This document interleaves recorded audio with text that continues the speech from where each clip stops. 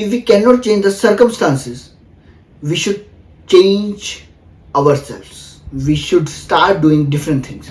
अगर हम अपने हालात को बदल नहीं सकते हैं तो हमें कुछ दूसरा कुछ करना चाहिए, अपने आप को बदल देना चाहिए. पूरा भावार्थ बताता हूँ इंट्रो के बाद.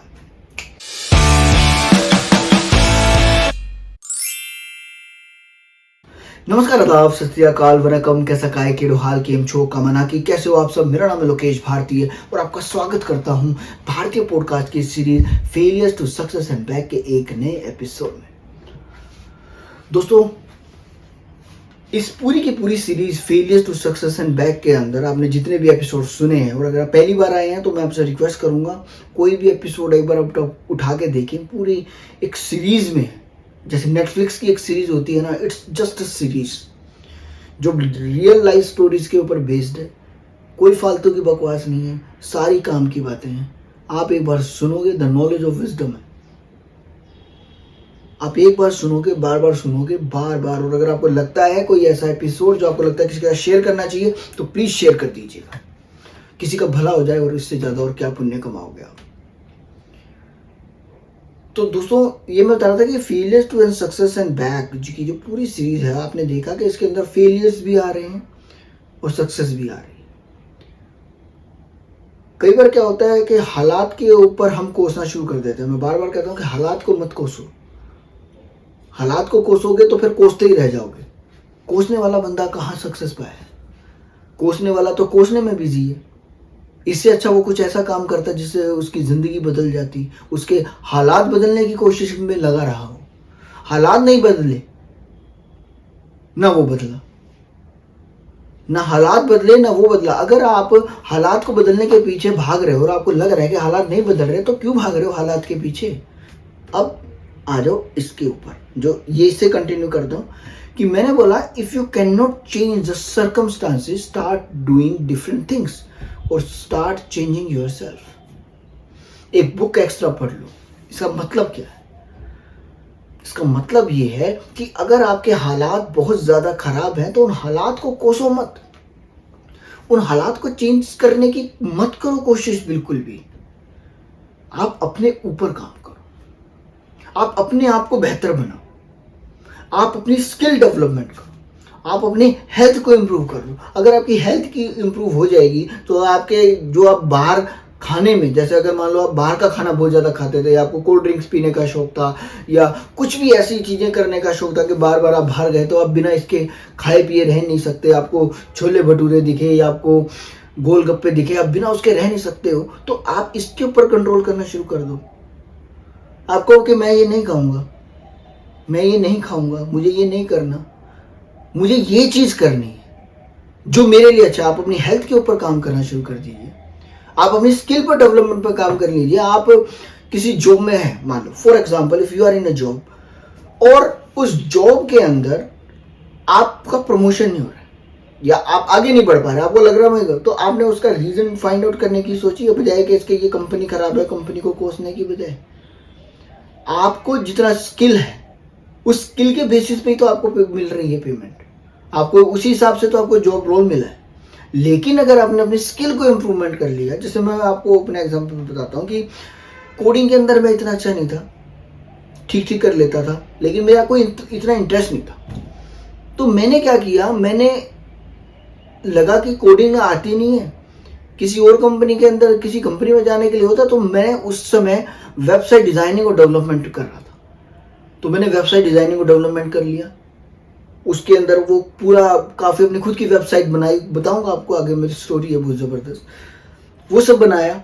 लेकिन उसके बाद जब मुझे लगा कि इससे तो मैं यहीं तक हूँ, तो मुझे आगे कैसे जाना है, फिर मैं डिजिटल मार्केटिंग के अंदर आ गया. खुद ही अपनी वेबसाइट को प्रमोट किया, खुद ही अपना फेसबुक पे पेज बनाए. जब फेसबुक पेज ही सबसे इंपॉर्टेंट होता था शुरुआत में. गूगल के ऊपर बनाए, सब कुछ बनाया, गूगल के मैप्स, ये वो सब कुछ किया. लेकिन अपने आप को इम्प्रूव करता चला गया. अगर मुझे पता था कि अगर मैं इतना हूं तो मुझे इतना ही मिलेगा. अगर मान लो कोई बीएससी है या बीटेक है तो वो बीटेक है. अगर वो टीचिंग में जाना तो उसको मास्टरी करनी पड़ेगी, उसको पीएचडी करनी पड़ेगी. आपने क्या किया, आपने स्किल बढ़ाई अपनी. तो जब तक आप अपनी स्किल नहीं बढ़ा लोगे तब तक आप आगे बढ़ने की सोच भी नहीं सकते. हालात को कितना कोसोगे. हालात को कोसने से कुछ नहीं होगा, अपने आप को चेंज कर लीजिए। If you can not change, circumstances same रहने दो, जो है जैसा है वैसा रहने दो, लेकिन आप अपने आप को चेंज करो, अपने आप के अंदर इंप्रूवमेंट लाओ। राम जी को देखा है, राम जी के हालात कैसे हो गए, कैसे ऐसे ऐसे होते जा रहे थे, बदतर होते जा रहे थे, उनकी वाइफ को कोई उठा कर ले गया, लेकिन उन्होंने उस सर्कमस्टांसेस को चेंज करने की कोशिश नहीं करी, या ये सोचा कि चलो मैं तो बैक इन टाइम चला जाता हूँ, या मैं इसको कोसूं उसको कोसूं, मैं लक्ष्मण को कोसूं, लक्ष्मण तेरे होते हुए ऐसा कुछ हो गया या ये हो गया, भगवान को कोसूं। बैठे रहते तो कुछ कर पाते नहीं, वो चल पड़े खोज में चले, हनुमान जी से मिले, सुग्रीव की सहायता करी, सुग्रीव के बाद आगे तक गए और फिर जाकर रावण का संहार भी किया। तो वो क्यों किया? Because you can not change the circumstances, same circumstances रहने दो, लेकिन अपने आप के ऊपर चेंजेस लाओ, अपने हालात अपने आप बदल जाएंगे। क्योंकि जब आप अपने ऊपर काम करना शुरू करते हो ना, तो आप वो इंसान बन जाते हो जो आप बनना चाहते हो। हाँ, अगर आप बीड़ी सिगरेट सुट्टा ये सब करोगे तो आप वैसे इंसान बन जाओगे आगे जाके। वो भविष्य की नींव तो अभी तो है, फ्यूचर में जो कुछ बनना है वो सब प्रेजेंट से ही तो स्टार्ट होता है, अभी से स्टार्ट होता है। यहां तक कि मेरे बोलने पे भी चेंज हो रही है सारी चीजें। तो ये हालात की मैं ऐसी चीज बता रहा हूं कि जैसे मैंने आपको पिछले एपिसोड में बताया कि भैया के हालात बिल्कुल एक ऐसे कंसाइज उसके अंदर थे, उधर से फिर सब कुछ पैसा भी कम हो गया, रिसोर्सेज भी कम हो गए, सब कुछ कटौती करी। तो उन्होंने क्या किया, उन्होंने वो हालातों को वैसे ही रहने दिया, लेकिन जो मेरे भाभी जी थे उन्होंने कहा कि ठीक है हम इस सिचुएशन में हैं, लेकिन अब गवर्नमेंट जॉब में थे, सब कुछ ठीक हो जाता 6 महीने 1 साल में, लेकिन उनके अंदर एक ललक थी कि नहीं अभी नहीं हुआ कुछ, अभी तो और बहुत कुछ करना है। तो 2 जबरदस्त पोस्ट निकली और उनका असर मुझ पे क्या पड़ा वो मैं बताता हूं आपको, इस एपिसोड में सुन के जाना कि 2 बड़ी जबरदस्त पोस्ट निकली। एक निकली गवर्नमेंट जॉब निकली बहुत जबरदस्त, एक सिविल इंजीनियरिंग की पोस्ट थी। दोनों क्या थी क्या नहीं थी ये मैं नहीं बताऊंगा इसके अंदर, मुझे लगता है शायद बताना नहीं चाहिए मुझे। सिविल इंजीनियरिंग की बहुत ही जबरदस्त पोस्ट थी, जिसके अंदर सबसे बंदा अगर वो क्लियर कर लेता है तो सिविल का ऑफिसर लगता है। तो वो जब हुआ तो उसके अंदर क्या हुआ कि पहला जो था उनका, जो पहले वाला टेस्ट हुआ, पहले वाला इंटरव्यू हमने किसी से पता चला तो भैया ने उसका फॉर्म वगैरह भर दिया और उसकी जल्दी से ही टेस्ट वगैरह भी हो गया, टेस्ट क्लियर हो गया, इंटरव्यू आ गया। इंटरव्यू के अंदर पता चलता है कि भाई यहाँ तो बड़ी धांधलेबाजी है।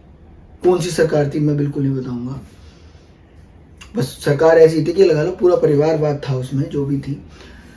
तो सिचुएशन ऐसी आ गई कि भाई अगर इंटरव्यू क्लियर करना है तो भाई इतना अमाउंट ऑफ मनी कि मैं क्या बताऊं कि अभी आप खर्च भी नहीं कर सकते, उसको करना नहीं चाहोगे बिल्कुल भी। जो सुनने वाला है कम से कम वो तो नहीं करना चाहेगा, बहुत ज्यादा था। इतने में बंदे का गुड़गांव में फ्लैट आ जाए, इतनी बड़ी अमाउंट थी कि अगर आप ये दोगे तो आपका सिलेक्शन हो जाएगा इस वाली पोस्ट के लिए।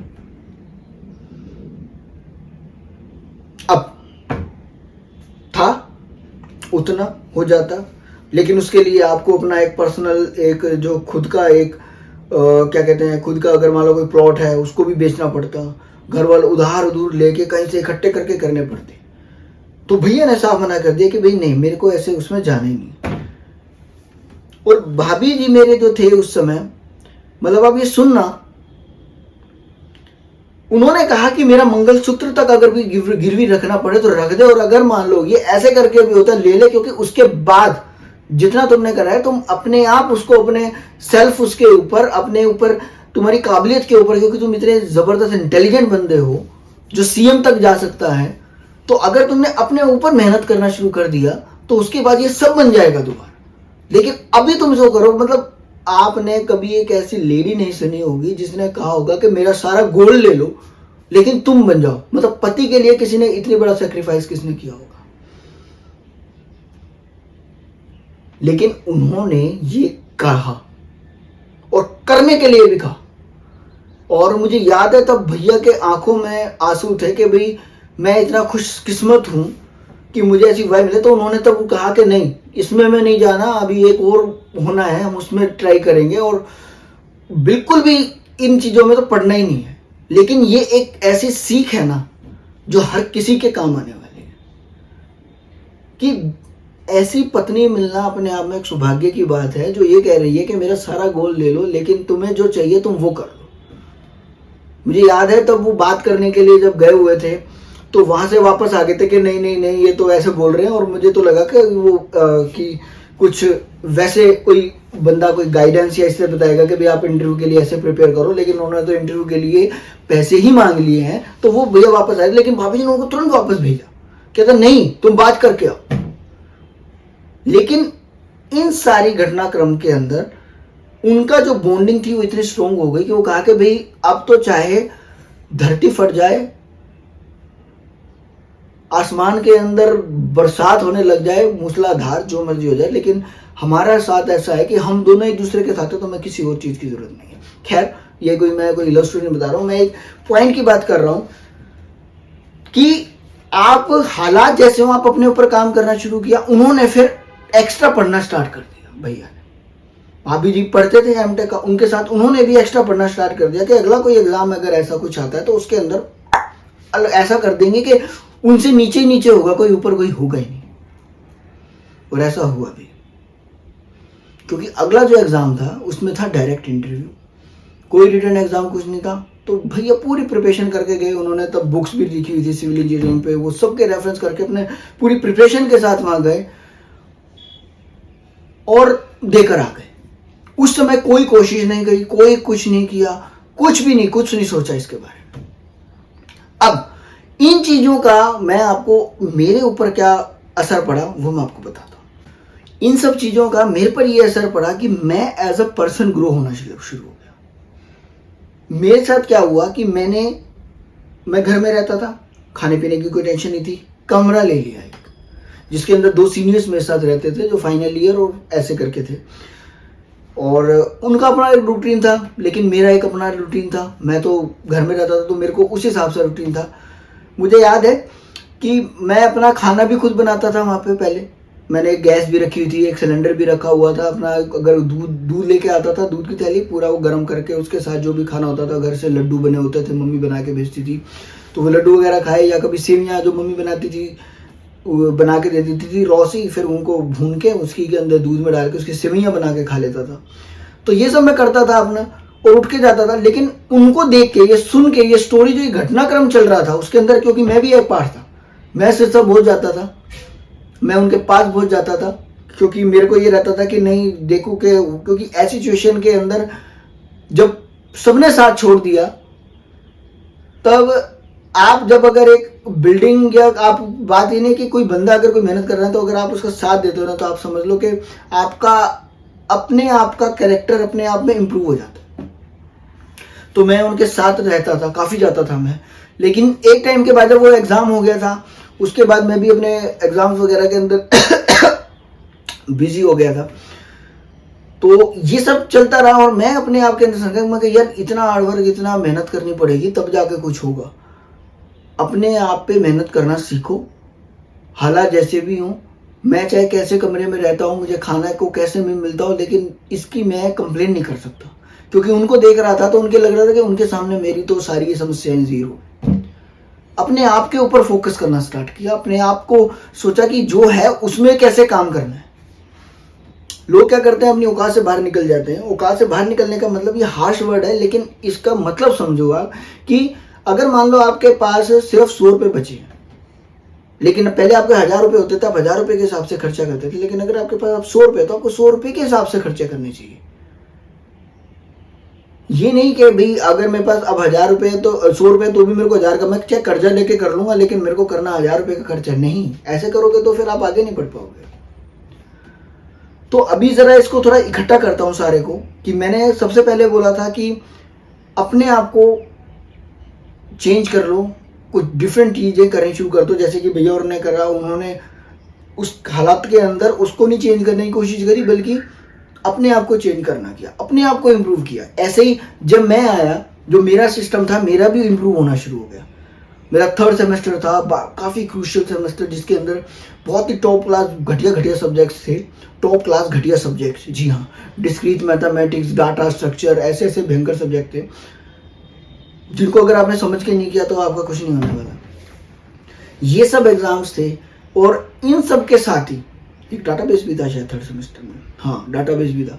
तो ये सब थे, और इन सब के साथ मैं भी कॉलेज के अंदर जाना, वहाँ जाना, आना जाना, तो उसके अंदर मेरा भी एक कैरेक्टर बिल्ड हो रहा था, मैं भी एक डिसिप्लिन में आ रहा था उनको देख के। डिसिप्लिन की बात मैं अगले एपिसोड में करूँगा, लेकिन एक डिसिप्लिन आ रहा था कुछ करने का, कुछ चाहने का, और मेरी भी हसरतें उसी हिसाब से बढ़ रही थी कि भाई नहीं, अगर आपको कुछ पाना है तो आपको इतनी मेहनत तो करनी पड़ेगी भाई, इतने से नहीं होगा। तो इस पूरे एपिसोड का जो बेसिकली सार है, जो मैं आपको कहना चाहता हूँ, मेरे कहने का भावार्थ है वो ये है कि सर्कमस्टांसेस जैसे हो उनको रहने दो, सेम सर्कमस्टांस रहने दो, आप कुछ अलग करना शुरू कर दो, आप एक्सरसाइज शुरू कर दो, आप कोई किताब पढ़ना शुरू कर दो, आप कोई मंदिर में जाना शुरू कर दो, गुरुद्वारे में, जहां भी आप जाते हो वहां जाना शुरू कर दो, लेकिन अलग चीजें शुरू कर दो। क्योंकि जब अलग चीजें शुरू कर दोगे तो परिस्थितियां जैसे भी हो, आपके अंदर चेंज आना शुरू हो जाएगा। यू विल सेल्फ इंप्रूव, अपनी स्किल पर इंप्रूव कर दो। अगर आपको एक लैंग्वेज आती है, 2 लैंग्वेज और सीख लो। तो इसी के साथ आपको छोड़े जा रहा हूँ, और अगले एपिसोड का मिस मत करना, क्योंकि उसके अंदर मैं बताऊंगा कि क्या वो उसके अंदर उसका रिजल्ट क्या रहा जो उन्होंने एग्जाम दिया, उसके बाद की अब की क्या परिस्थिति है, और उसके बाद इस स्टोरी को और आगे बढ़ाऊंगा। और मिलता हूँ आपको अगले मंगलवार ठीक 8:07 पर। अगर आप नए हैं तो प्लीज़ सब्सक्राइब कर लीजिए, और अगर आपको ये एपिसोड अच्छा लगा तो प्लीज़ किसी का शेयर कीजिए, लाइक कीजिए, कमेंट कीजिए। और एक चीज़ मैं आपको बताना चाहता हूँ कि जब ऐसी परिस्थितियाँ आए ना, जब कोई साथ ना दे, तो अपने ऊपर भरोसा रखना सीखिए। जब आपको लगे कि कोई भी साथ नहीं दे रहा है, कोई भी साथ नहीं दे रहा, और देगा भी नहीं, क्यों देगा, हर किसी को अपनी पड़ी है भाई, तुम्हारी क्यों पड़ी है। तो जब ऐसी सिचुएशन हो ना, तो अपने ऊपर काम करना शुरू कर दीजिए, अपने आप को बढ़ाना शुरू कर दिया। अगर आपको कुकिंग का शौक है तो कुकिंग सीख लीजिए, यूट्यूब भरा पड़ा है। आपको जिस चीज़ का शौक है, जो करना चाहता है कर लीजिए। तो मिलता हूँ आपको अगले मंगलवार, तब तक के लिए जय हिंद, जय भारत, जय माँ भारती, जय महाकाल। धन्यवाद सुनने के लिए।